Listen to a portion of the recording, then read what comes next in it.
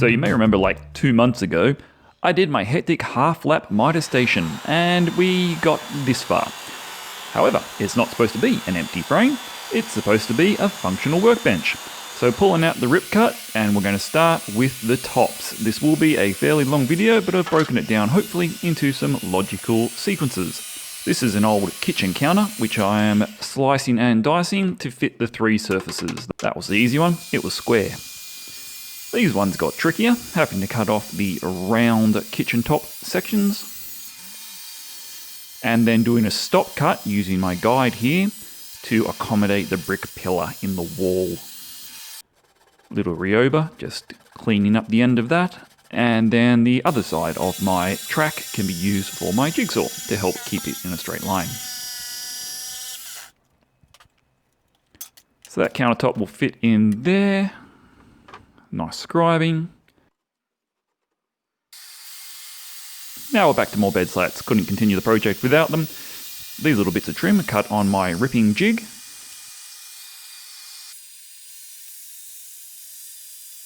And then use the Mitresaw at a 45 to fake up some edge banding.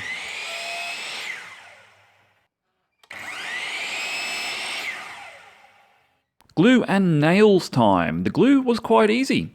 However, when I started to think about the nailing options, this was just looking really messy.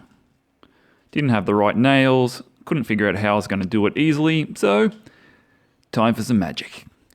If I get all my hammers and a battery, bit of electrical tape,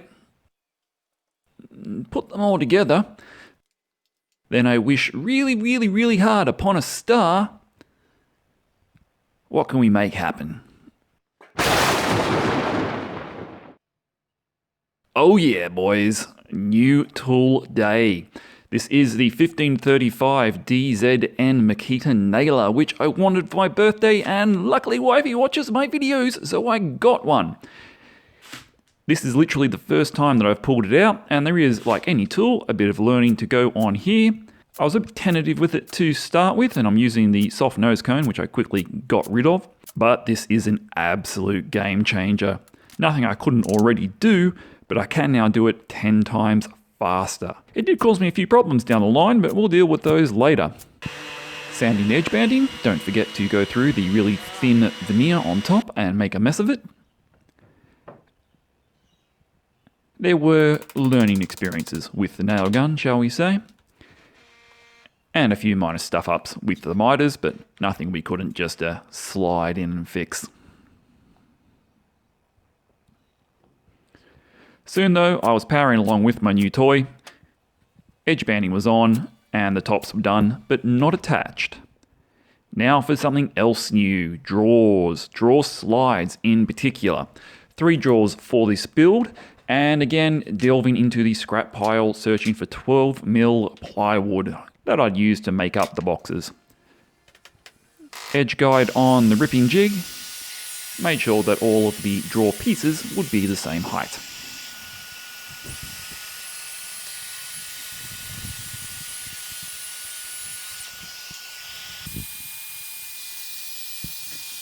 Makes really quick work. Still don't need that table saw.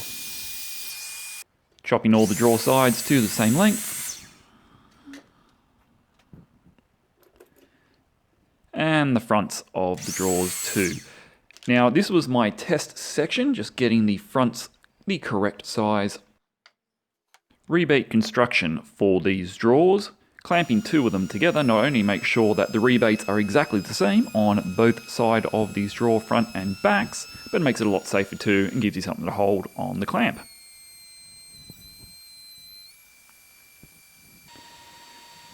Going about halfway through, so it's only 7mm pass, could safely do that on one trip through the rounder table.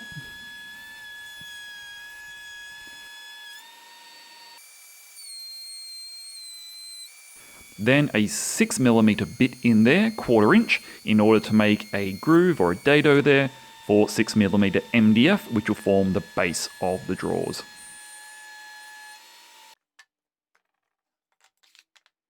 They'll end up looking at something like that. Could just get the right amount of cut depth on the Mitresaw. That actually dictated how deep my drawers would be. Pulled out the band clamp because it is very useful for this circumstance. And the nail gun is going to let me do this so much faster. Instead of having to wait for all of these to dry before I can pull them apart, as soon as I got my glue in, really tight fit on the drawer base. Looks good. I can use the band clamp to tighten it all up. Do the Townsville shuffle, checking square. Then pull out the brad nailer and pop a few brads in instead of having to wait for that glue to dry. This saved so much time. Love this thing. Great investment.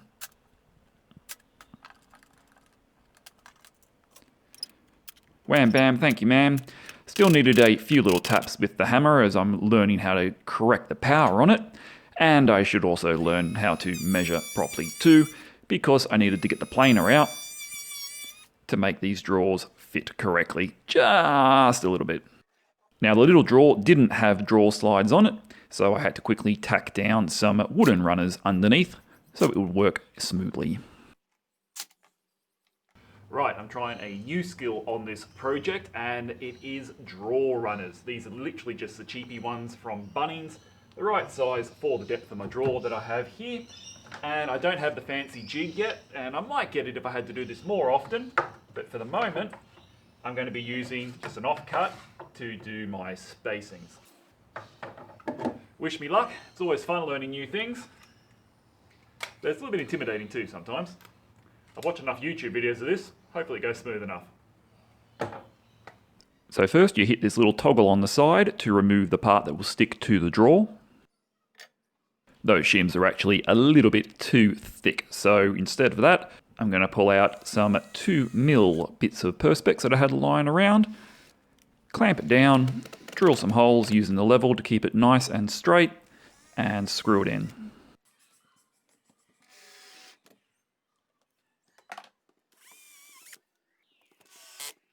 And now test just to make sure that it will function smoothly.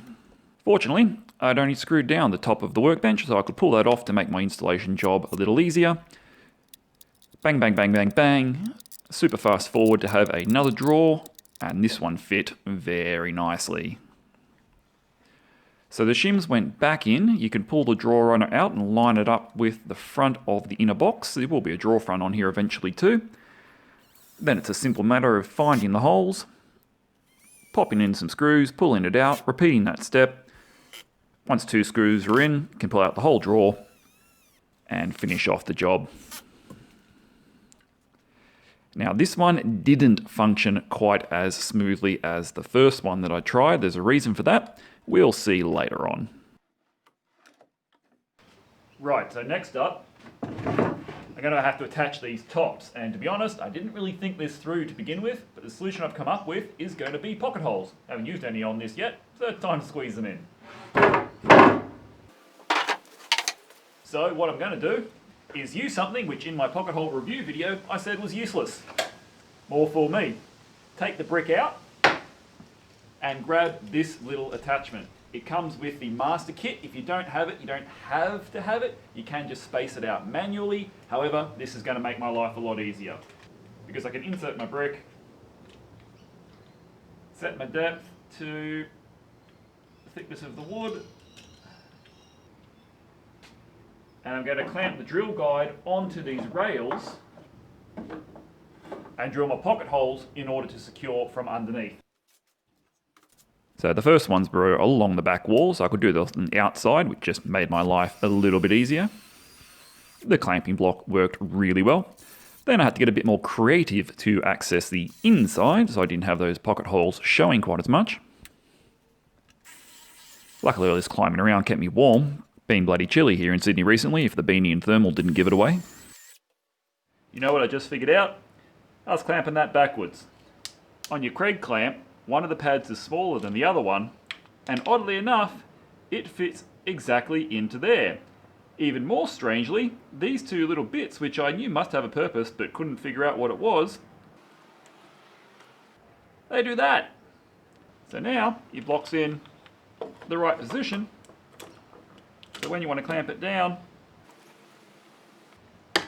that's much bloody easier. Clever little bastards, these Kreg guys. Now with my block dangling on my clamp, that made life a lot easier and faster. We can knock out the rest of these pocket holes.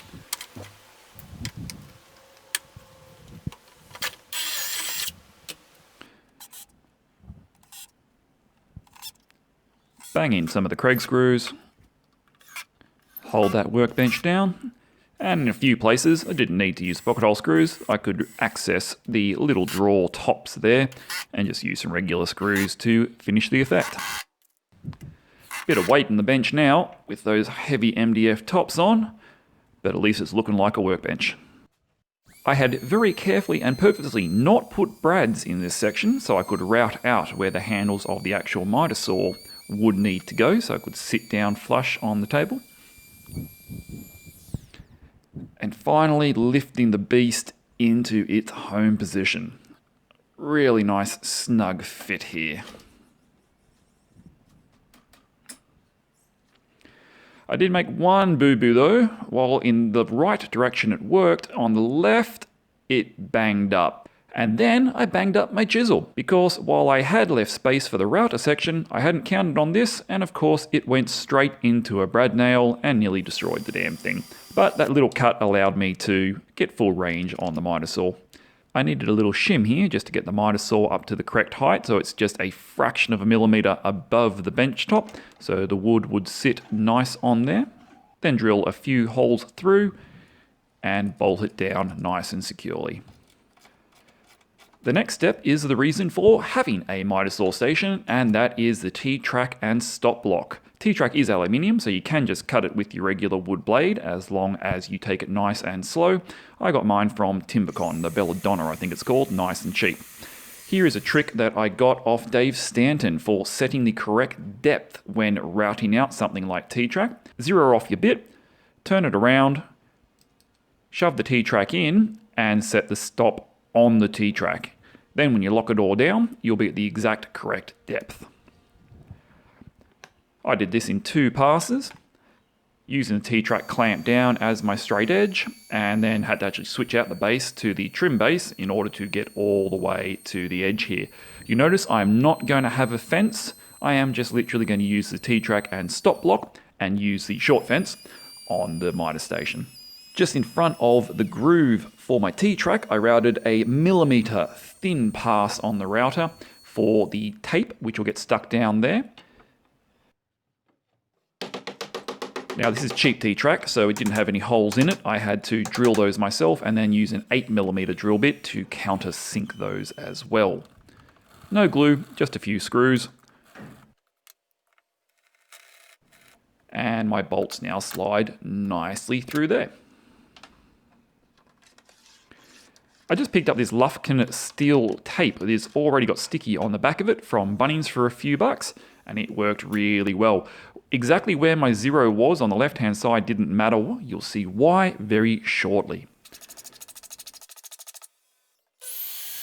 Another quick addition, because I really like it, is a zero clearance fence, but I'm not going to explain it because I literally stole it directly off Paul the Wood Knight. So if you want to see how to make this, then go over to his channel. I'll throw the link up. Main feature you'll notice there is, apart from the zero clearance, there's that lovely little chamfer to stop the dust from building up underneath. This stop block, however, was of my design. Mine is going to be made out of recycled fence palings. That is some Merbau, and it's going to have a clear window in it, which I will be able to line to the zero of the tape I've just stuck down. So a bit of super glue will hold that together. The 2 pieces give me basically a zero thickness line, so I should be able to make it nice and accurate. Used a Forstner bit to create that window, and then just grab the router to create the rebate for the perspex to sit in. I had resharpened my chisel at this point too. To allow a bit more light and make it easier to read, a giant cove bit made that pretty little detail. And I have 2 separate positions in which the T-bolt can go for either close-up or long-distance work on the T-Ttrack too, depending on which party's engaged. Cutting it down to length also gave me another scrap which I could combine with an offcut of Tassie oak to triple up the actual stop block end of it. That'll give it a bit more stability.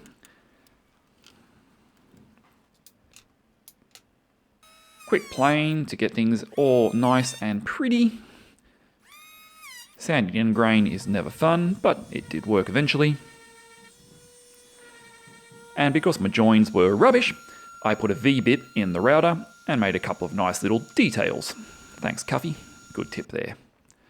Bit of super glue now I can whack in the window. Then using a bonus sticker from up north, I could set the depth on my Mitresaw to clean up the back of the stop block, just so it looked a little bit prettier. And I put a little toe on the far end to make it easier to slide, just with a few millimeters of clearance above the T-Ttrack. Now here's how it works. I do have some star knobs coming in the mail very soon, so I had to use this crappy furniture bolt for the moment. For the first cut, I slide my new block and lock it in at exactly the 0 marker in the window and chop. Therefore, anything that I push up against the block now in the future will be 0 at that exact point. Not that I'll be cutting anything with 0 length, at least I don't think so.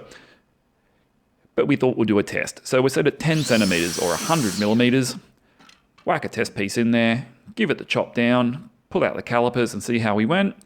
And that was 100.3 millimeters. I will take that. A single coat of Danish oil makes the colors pop.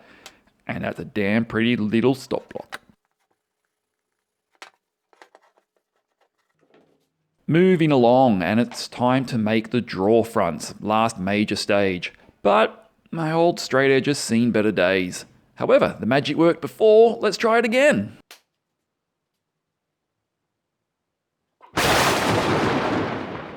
Boom! One Kreg Accu-cut. That little guide served me very well, but this is just leaps and bounds ahead. Building a big workshop project, you can get a few new tools. I'll do a setup video on the Kreg Accu-cut in the near future. Only showing the grinding because it's pretty. That little peg that I've just installed is to help me get some more stability when using bearing bits. Now, honestly, I probably should have just used my fence, as these draw fronts are straight, and I could have done the chamfer controlling the dust a bit better using my split fence. But for curved bits and future work where the fence is impractical, that little pin in the table is going to add some safety. You'll see the top 45 just stops the dust collecting on the draw fronts. The bottom 45 acts as the finger pull, so I can reach underneath and I don't need hardware. Quickly clamping to the draw fronts allows me to put the screws in position before I remove them again for painting.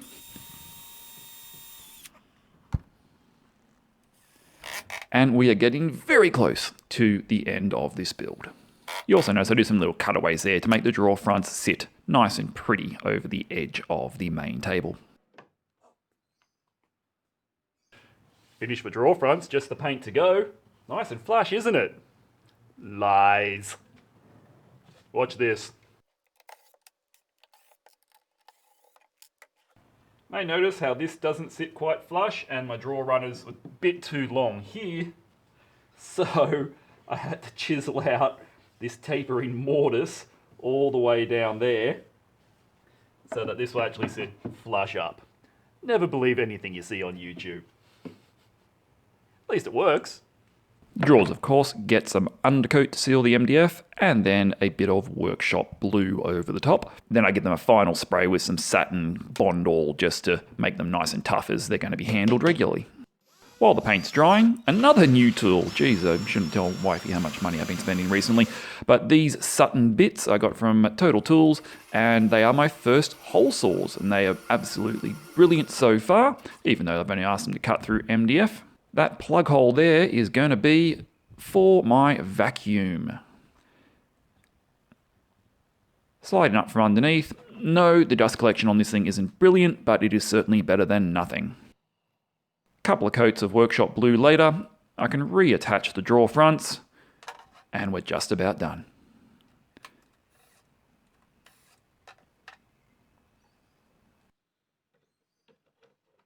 Lovely.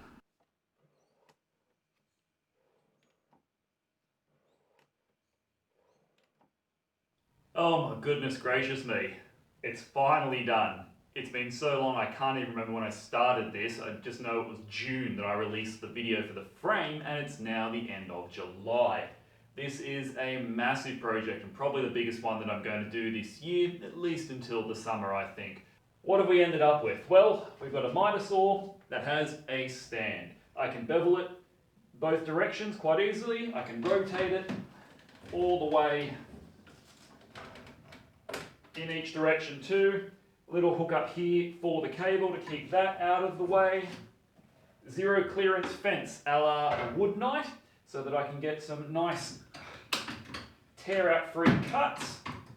My 3 drawers of course, which were a learning experience we'll call them. 2 of them on tracks and 1 that I'll be able to pull out, which I think I might use for router bits potentially. We'll organise the storage soon. Vacuum hose through the table and integrated there so I can just switch it on and off. T-Ttrack on both sides and 1 reclaimed Aussie hardwood stop lock, which lets me go all the way to 0. In that orientation I can get up to 60 centimeters, and if I flip it around I can get even further. Things for the future may include an extension for that too, and potentially a dust shroud, or maybe the Fisher's Workshop style catcher here as well, because obviously the built-in dust extraction is not fantastic. However, I'm ecstatic to finally have this project done and allow me to move on to some other things. Already got it in action on the Sumo Scrapwood Challenge 2020, which is coming up next week, and I have to finish up that video very shortly too. Thank you for sticking around for this long. If you did enjoy the video, then please do give it a thumbs up and consider subscribing to the channel, and I'll be back with that much easier project for Sumo next week. I'll see you then. Cheers.